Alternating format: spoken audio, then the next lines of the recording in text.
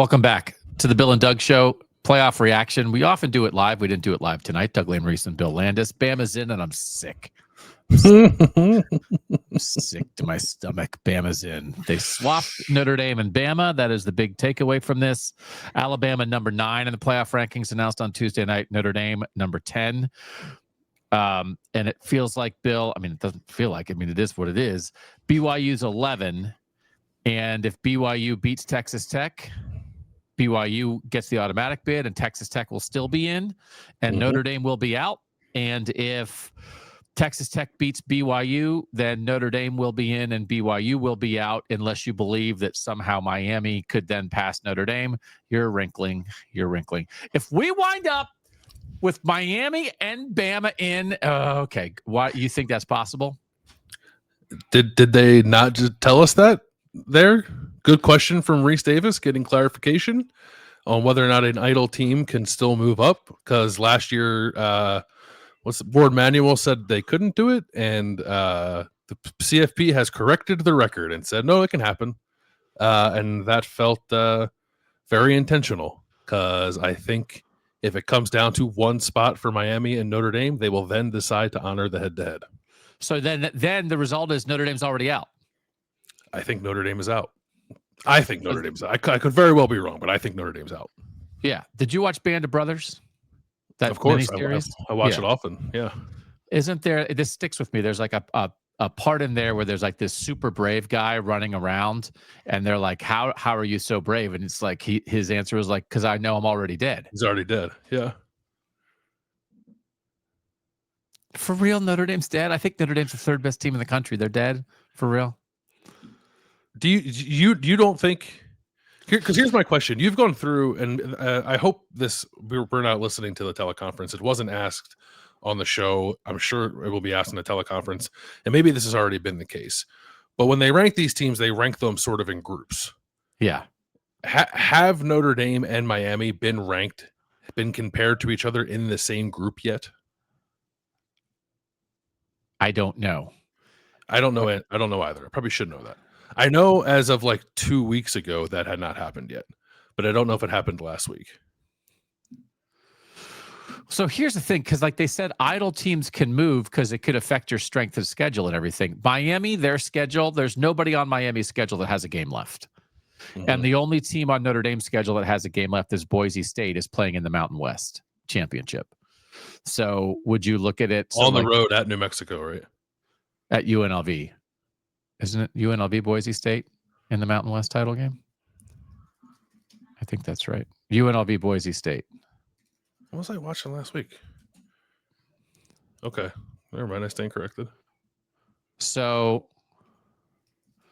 it's like, well, what would affect that? So does that mean that like if Boise State wins, that helps Notre Dame's strength of schedule and they go up? And if Boise State loses, it hurts their strength of schedule and they go down? Or is that just one thing he mentioned, the strength of schedule, and that the reality is you bump out the team in the middle, they're now head-to-head, and now they're the thing is that at the moment their strength of schedule and strength of record are like strength of record, and this is like they have other metrics, but this is just what ESPN has. Strength of record, Notre Dame is 13, Miami's 14.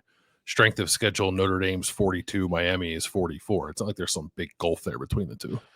But then I do think it gets into reasonable discussion of like, if that's the case, then why does one team losing, and now they're currently 10-12, but if they're 10-11, then you change your entire thinking? There's a part of that it feels like it doesn't make sense. And, well, that's why I have the question about whether or not they've been compared in a pod yet. I don't know. Yeah. Because if they have and they're where they are, then what you're saying absolutely makes sense. Why would you switch it at the end? But also the pod thing is imaginary. If that's the case, if it's just that like, well, they haven't been in the same pod, it's like, what do you mean they haven't been in the same pod? Are they in the same universe? Do we exist in the same dimensional plane as each other? Then like take it into account. I don't know what you're freaking talking about. So but even if that's okay. Well, again, I don't disagree with that either. The pod thing is just sort of feels like a made up thing. If it really comes down to it, and there's one spot, and they're the only two teams that are viable for that spot, you don't think all the old football guys in that room are going to pick the team that won the game on the field? But then why didn't they already do that? Then why right They now didn't have isn't? to. They didn't have to. But why isn't Notre Dame 12 and Miami 10 right now? And put BYU in the middle of them. Yeah, I don't know why they wouldn't put BYU in the middle. It didn't matter. So they just kind of, I think they ranked them according to what the metrics told them. But I understand that it's difficult to rank teams and that maybe there's so many things to consider that head-to-head was just part of the equation. And now there are fewer things to consider. And so the importance of head-to-head rises. I guess I get that. But is there not a part of this that is frustrating the way these people talk about it? Yeah. Well, this is the corner. These are the corners they paint themselves into by doing the show every week.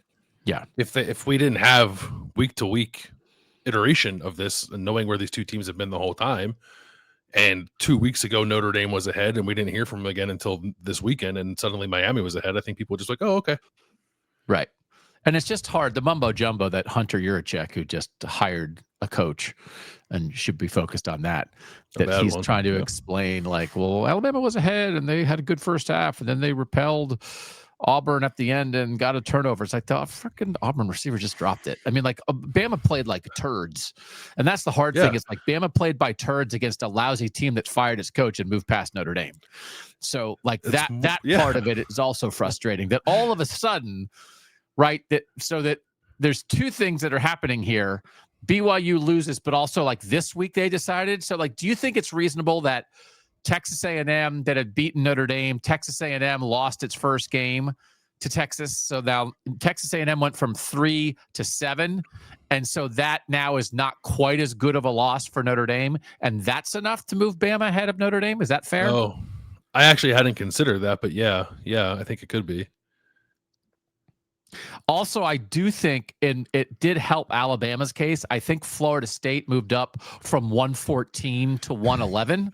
So that loss for Alabama doesn't look quite as bad. Isn't it funny? Notre Dame and Alabama both play bad teams without head coaches, and somehow Alabama gets credit because they played it worse and it was closer. Yeah. And they had to show some resolve to win the game. Stupid Notre Dame. Notre Dame should have just let Stanford hang in it, man. So listen, I can't be. Obviously, I have some affinity for Notre Dame. Maybe in part because they were my preseason pick to win the national championship. I think they're good. They're in the North. That's most of it. And the South, as we know, can cram it. But also Notre Dame did this to itself. Also, I think Notre Dame got screwed in the Texas A&M game by the officials. So but we just can't. We cannot get out the torches and pitchforks and march on the castle because the 10th best team in the country got left out of the playoff. Because if you didn't want to be left out of the playoff, be the 6th best team in the country. Nobody who's the 10th best team in the country has a right to anything.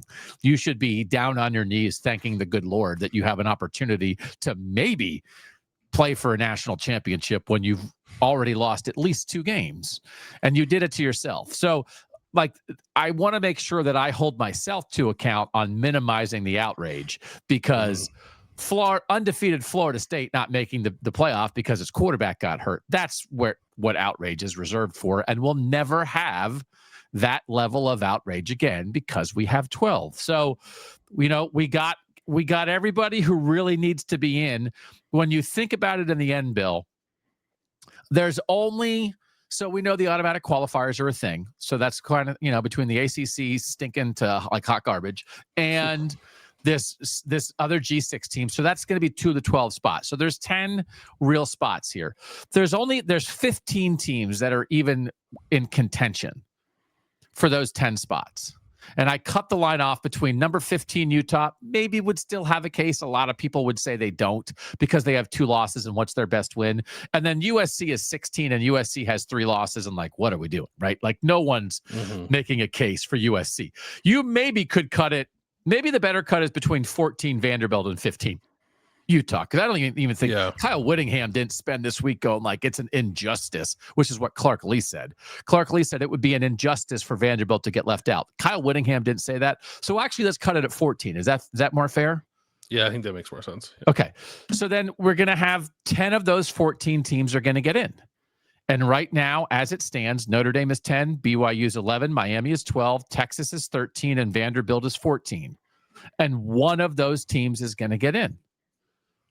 And so if you don't like it, then Texas could not lose to Florida, and Vanderbilt could have beaten Texas and they'd be in for sure. And Miami could have not lost to Louisville. And BYU, frankly, is the team that is getting the most screwed because they're 11-1. Their losses to the number 4 team in the country, and now they're playing that team again. So they might end up with only 2 losses, one of them in a conference championship game, which actually is not supposed to count as a full loss. And it's to the same team that's number 4. Actually, probably the answer probably should be BYU is in. And instead of Notre Dame or Miami. And Alabama. Why isn't BYU in? We haven't talked about this a ton. Why isn't BYU in? Because their non-conference schedule was Portland State, Stanford, and East Carolina. And the Big 12 just doesn't rate, right? So I don't know. I mean, but like Arizona turned out to be a good team. Arizona's ranked, right? Yeah, Arizona's ranked 18th. BYU beat Arizona. They beat BYU Utah. beat Utah's 15th. Yep. So I don't know. Like, now that you bring it up, like, is there a non-zero chance that BYU gets in with a loss? If they Texas just play a banger of a game and it's close. Texas Tech kicks a field goal in the last play of the game to beat BYU, and they have one loss and then a conference championship game loss, which is not a full loss. And your eye test tells you, man, they're good. They're one of the 12 best teams. They should be in. I don't know. So what's crazy is like all the metric talk, like BYU is 6th in strength of record, and its strength of schedule is better than Notre Dame's and Miami's. Yeah. You know who blows, by the way, though? Bama. Did I already say that? That Bama blows like hot garbage? Did I forget to mention that? I'm so mad at Auburn, and I'm so mad at LSU. We should have wiped one of these SEC teams. There was no chaos this weekend. We thought there would be chaos. There's no chaos. Ole Miss moved up. Like, what are we doing? All the stuff like Lane Kiffin leaving is going to be treated like Jordan Travis, the Florida State quarterback, getting hurt. And they were like, nope, move him up. No, move him up one spot. Yeah. I just want to say there's only so much outrage you can muster for the bottom half of the bracket, but I want to vomit and I'm sick to my stomach about all these mid-SEC teams who are going to get in. And I've tried to like make myself feel better and say, well, at least they'll get in and get boat raced by the actual good teams from the North. It's not working at the moment because I'm staring at this list and it makes me want to tear it up into tiny pieces, eat it, poop it out, and flush it because it is disgusting. All these mediocre SEC teams that are going to make it. I'm a little surprised. Like Vanderbilt lost to Texas, so like in theory there should be a ceiling there. But wasn't Tennessee ranked last week when Vanderbilt beat them? And like they beat Tennessee and didn't move. Right. Yeah, but they can't move ahead of Texas because Texas beat them. And you're not going to put both those teams as a pair ahead of the other one. Yeah, I guess I do get it, I guess. But it was also funny to me that Booger McFarland was like pumping up Vanderbilt saying, everyone's talking about Texas. Vanderbilt's playing great or playing as well as anybody in the country. It's like, yeah, they lost to Texas. Like, what, right. what are we doing? Trying to pump that team up. But I guess it is one of those, like Vanderbilt has 2 losses. Texas has 3. They're next to each other in the standings, and Texas is ahead of them because of the head-to-head. And Texas actually has 1 more loss. So now, and then how could that apply to the Vanderbilt-Texas argument and not apply to Miami, Notre Dame? Texas's strength of schedules, is better because they played Ohio State. Vanderbilt's strength of record is actually they're 1 spot ahead of Texas. Yeah. So I don't know. I mean, they don't have a ranked win at the moment because yeah.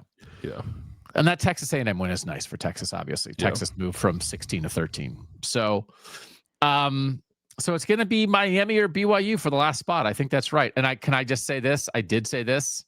I just really like Notre Dame going into the year. I bet a lot for Dougie style. I bet like $12 on Notre Dame to make the playoff, and I cashed that bet out 5 days ago. Nice, like that. I bet last year I bet Notre Dame to win the national title in like October, and then I cashed it out before they played Ohio State. Felt pretty good about it. Yeah. So I cashed it out and won like instead of getting a total of $19 back because it was pretty heavy minus odds. I cashed it out to get like $13 back. So I won like $1.60. But Oh. I cashed it out before the weekend. I was like, they're not going to lose to Stanford, but like I think this has a chance to start rolling against them in a real way. And so, but also just to restate for the record, I want to vomit. So it's actually, I guess it's only going to be 5 because whatever this is, whether it's Notre Dame, BYU, or Miami for the last spot, the good thing is none of those 3 teams are in the SEC. So we're not going to be saddled with 6 SEC. And we've been headed to 5 SEC forever. So the fact that Vanderbilt and Texas, no matter how much Clark Lee and Steve Sarkisian complain and whine and whine and whine about it, it's not going to work. They're out. Mm-hmm. I think that's right. I'm looking just on Twitter to see if anything has been said about Notre Dame and Miami and how much they've been compared yet. I don't see anything.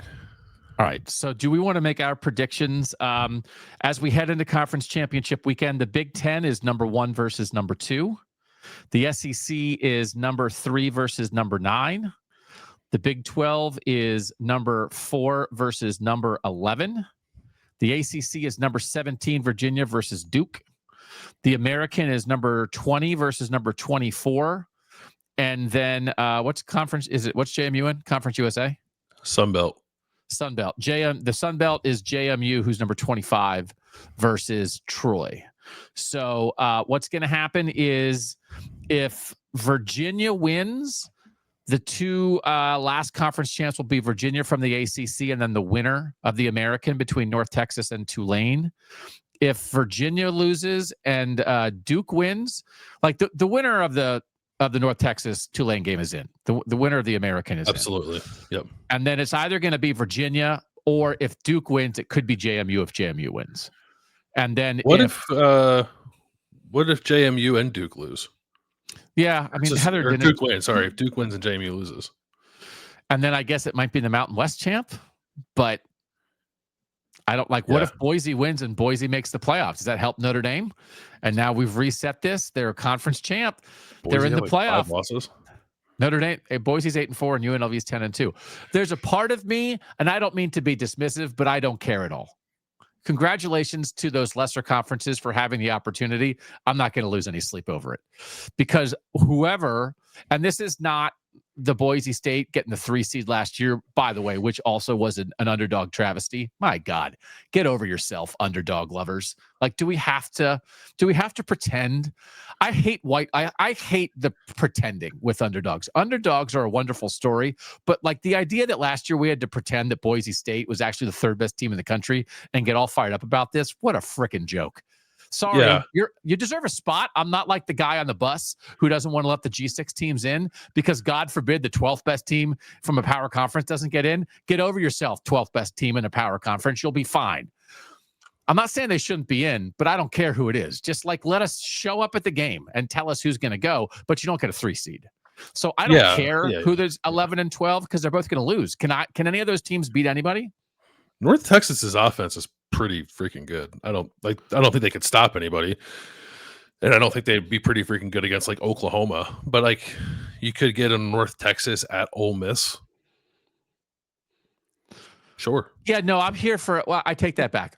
Go 11 seed, beat the snot out of Ole Miss. I hope that happens. But the 12 seed's not going to beat Oregon. Oregon's looking like the 5 right now.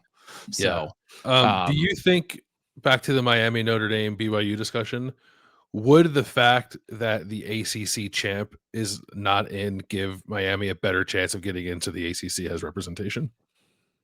I thought you were going to say give Notre Dame a better chance so the ACC has representation. Well, it's like 60% of the ACC got in. Like that's good enough. Notre Dame, is that not right? I wouldn't think about that at all because, and I do think this, as people have said, like Nicole Auerbach from NBC Sports has suggested the idea of like the ACC just like do away with their. It's all tiebreakers, so it's not like Duke has like earned it more than Miami. It's that the way the 5-way tie for second place worked out, Duke won the tiebreaker. Just so people understand this, there are currently, is that what it is currently? Yeah, because Pitt still. There's 5 teams in a tie for second place in the ACC. Virginia is first. There are 5 teams tied for second, and 3 of those teams are ranked, right? Or is it just 2? No, Miami's ranked. Just 2. Georgia Tech is ranked. Okay, Oh, just Georgia Tech two is of ranked. those Okay, you're right. Sorry. Why is Georgia Tech ranked? because they only have they have 3 losses. They gave Georgia a little bit of a game. So what? And I was going to do rants like what some conferences do this. The American does this. What conferences need to do is the tiebreaker needs to be whoever's highest in the playoff rankings, because the goal as a conference is to get teams in the playoff. So who cares what your strength of record is against based on the random opponents in your thing, and it's 0.631 versus 0.628. That's ridiculous. Who's higher in the playoff rankings? And if the ACC was doing that right now, it'd be Virginia, Miami, and Miami would be a 14-point favorite, and then Miami could be in the playoff. And then guess what? Because the thing about this is it's not just screwing Miami, it's screwing Notre Dame, because then Notre Dame would be in, right? So it's like this idea, it's the conference's fault. And so people complain about the lack of divisions and the conferences are too big. Just have better tiebreakers. Your tiebreaker is playoff ranking. Now, because I think conferences don't want to give up that. They don't want to outsource their tiebreaker. But right now they're outsourcing it to randomness. And so that's silly. And I hope and the Big Ten, everybody should do this, because you never know when it's going to come for you. Put your best teams in. And the best way to determine your best teams, you have somebody doing it. So that's the problem here, is that the ACC has a bad tiebreaker plan. Yeah. But that's the tiebreaker plan for everybody, is it not? I think it's a tiebreaker plan, but not for the American. And I think the Mountain West is like some computer ratings or something. Yeah, I was going to say, I like the playoff ranking idea. It's not maybe always applicable to like G6 leagues, but if the next step beyond that was more like a power rating thing, whatever it is, devise your own proprietary metric to power rate the teams in your league and fall back on that rather than schedule luck that gets you a better winning percentage or a worse winning percentage. Because I think it's one of those, it's like, well, your schedule certainly matters, but you could still have a better team that has a worse schedule. And it's like, okay, whatever it is, whatever the things are, Miami's schedule, the opponent's records in the ACC didn't come up for Miami as well as Duke, but Miami's still better than Duke. Like, that's not up for debate. So, so no offense to Vandy in Texas, but they can cram it. And so Notre Dame's screwed, and it's going to be Miami or BYU, but you can only be so angry. You can only be so angry. So quite a thing, though, that it was like Notre Dame lost the first 2, and most people were like, they're out. And then by week 4 or 5, everybody was like, they're going to be in. And now we're in week 14. It's like, oh, no, they're out. I want to see where's Notre Dame. Notre Dame to make the playoff is still minus 520 on FanDuel. They haven't adapted yet. They don't understand what's happening here. They haven't. You don't think they've changed it? Okay. Their odds like sort of mirror whether or not BYU wins or loses. Miami, I don't know. Miami's plus 570 to make the playoff. I would put some money on that, because I think you're right. I think you're right. Once they're next to each other, Miami will get the head-to-head. All right. Do you want to do what we think is going to happen? Yep. All right. This, by the way, this will be doing your game pick for the Big Ten championship, I guess. Yeah. Although I've said nonsensical things all year that are not based on what actually reality or what I think is going to happen. So I reserve the right to, for no reason, have a different thing on Thursday when we do our game picks. By the way, if you're still here, what a confusing night. I would love Roback to make a shirt that says, could they have the game day line at Roback, RHOBACK.com? Could they have the Crammit line, where you would buy something of an opposing team, and so it would be like a beautiful crimson hoodie with a little A on it, maybe a cute little elephant right here, and then there'd be a band right here that says Crammit. Right? Could we get Roback to do the Crammit line? Because maybe I would love to wear a beautiful crimson hoodie to express my utmost disdain for the Alabama Crimson Tide in a classy, casual, sporty way. Right? So the new Crammit line from Roback.com, email customer service and say, Doug said you guys are making a Crammit line. When is it coming out? Will it be out for Christmas? Actually, don't do that. But just imagine, and I do, like, my mother-in-law can like do embroidery and that kind of thing. So maybe there's somebody in your family who has one of those fancy sewing machines.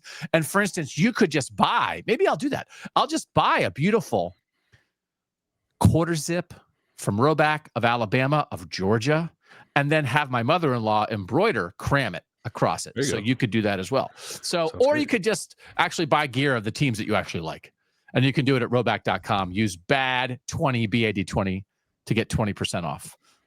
Give us your top 12, what you think it's going to be on Sunday.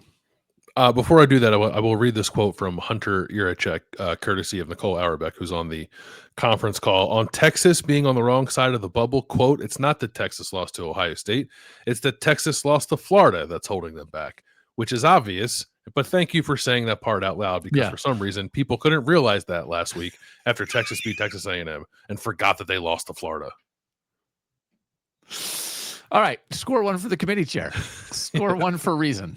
Score one for reason. My projection's pretty chalky. Actually, it is chalk basically. Ohio State 1, Georgia 2, Indiana 3, Texas Tech 4. I'm basically just sticking with the rankings. Oregon 5, Ole Miss 6, A&M 7, Oklahoma 8. I don't think Bama would move unless they lost by a couple scores. So I still have Alabama at 9, Miami 10, North Texas 11, and James Madison 12. Okay, so you do have Duke beating Virginia. That's not, because it would be funny. That's not all chalk. So you and I have the same top 9. I don't think they are going to move Bama down under any circumstance. I think Bama could lose 60-0 and they won't move them down. They won't move. Yeah. Because as much as the committee people change year to year, I think we are in the realm of we're not going to punish teams for losing in conference championship games, which I agree with. Like I don't think that's wrong. Do you think that's true of Ohio State and Indiana? What do you mean? Like clearly, like if Indiana beats Ohio State, they would be number 1. But do you think Ohio State would be 2, or could they fall to 3? And the same thing for Indiana. You know, that's a very interesting point. I think it would be more that it's not that. Well, you know what? It's an interesting point because we've been making this assumption because, like, if it's not a full loss, if it's half a loss, Georgia has a full loss. Mm-hmm. You know, I think they like to reward conference champions, so I've kind of been assuming that. I haven't heard anyone say that. I think you have a chance to be right there. If they're the two best teams in the country, they're playing each other. They earn the right to play each other. They're the only 2 undefeated teams. Nobody else is undefeated. Why should either of them move down? Yeah. The winners 1, the losers 2. That's not impossible. And it doesn't really matter, but it's an interesting point. It doesn't. Yeah, you're right. It doesn't really matter. Well, trying to think. No, I guess it doesn't matter. The thing that could be interesting, one of the semifinals is in Atlanta. So if you're Georgia, you don't want to be 4, but I guess they would. Oh, right. But they wouldn't be. Then the SEC champ would be 3. Yeah. Yeah. So the one thing, but then if you're the 2, I guess it does matter. Then if you're the 2, then you're going to go play Georgia and Atlanta in the semifinal. You don't really want to do that either. But if you're the 3, you're going to play Georgia in the semifinal in Atlanta. I guess that's true. Yeah. So it does. I mean, it's just a matter of like, are you? Can you ask to be the 4? Yeah. If you lose, but I'm not afraid of playing Georgia. I'd rather do that than play Ohio State in the Fiesta Bowl. Yeah, you know, who's the one? Yeah. I did like the idea that if Texas Tech loses, then Oregon's the 4, and 3 of the top 4 teams, the 3 buys would be for the Big Ten, because the Big Ten is a league of champions and the SEC is a factory of midness. So. You don't think, I saw somebody, I can't remember who it was, say like, well, if Bama wins, they're going to get a bye. Like, they're not going to move up from 9 to 4 if they win, right? No, I don't think so.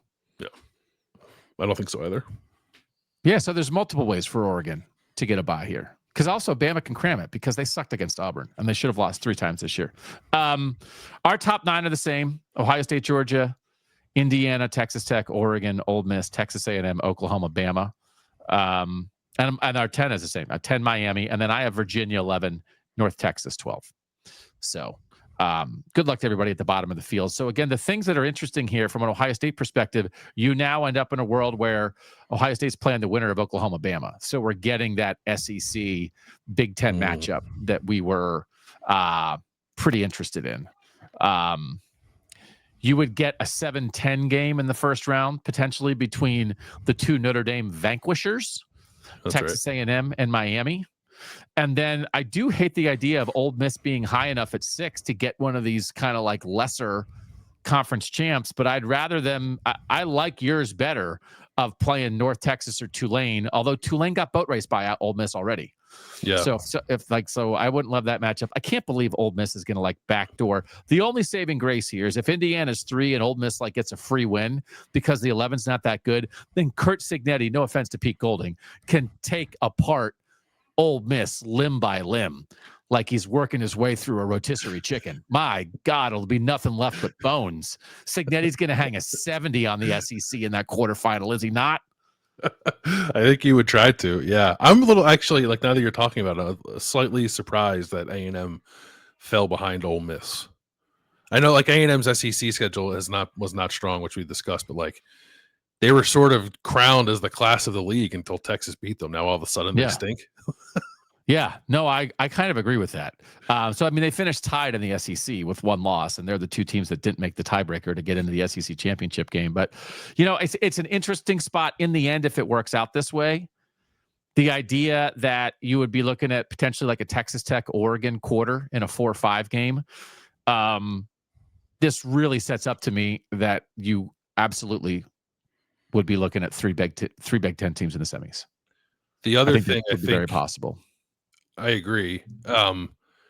If Alabama beats Georgia and Georgia were to fall out, if Alabama beats Georgia, I think all the first round games are going to be SEC games, maybe, right? Like at SEC stadiums. Oh yeah, that'd be disgusting. If Oregon could move up. Yeah, because then Oregon, potentially. So like the SEC, the trade-off would be no SEC team gets a bye, but all 4 first-round games are at SEC schools. Yeah, which should be like the inverse of last year, kind of. Yeah, Penn State, Ohio State, and Notre Dame all got the host. And then one of them would be hosting another SEC team, and then we'd all end up rooting for Miami. This is going to be weird if Notre Dame's not in because it can only be 3 Northern teams. Yeah. It's going to be the North against the world. Who all may not play. And we'll just be lying in wait. Like they'll just be sitting in their thrones, like waiting for these mediocre teams to like fight amongst themselves and let us know when you've determined your winner, and then we'll destroy whoever it is. We're going to get our northern thrones. 4-23-17 first round games. Maybe we won't watch them. What if that was our bit? I actually have stuff going on the first weekend of the playoff. But what if we boycott it? If it's 4 SEC first round sites, what if we ignore that they happened? That sounds great. My birthday's that Friday, so I can think of something else to do. Oh, yeah. And then we'll just come back on Monday and be like, hey, who won? Oh, cool. That's who's playing Indiana. That's who's playing Oregon. That's who's playing Ohio State. Great. What happened in those games? I don't know. It was 41-6. Who knows? It's like, okay, that's fine. Moving on. Oh, what a great bit that would be. We could come on and do like a movie podcast. We could just talk about tasks. We do like a watch along of like Jingle All the Way or something. 'Tis the season, you know? Yeah. Oh, Jingle All the Way watch along up against the 8 p.m. SEC game on Saturday night. I think we get 2,000 people. Okay.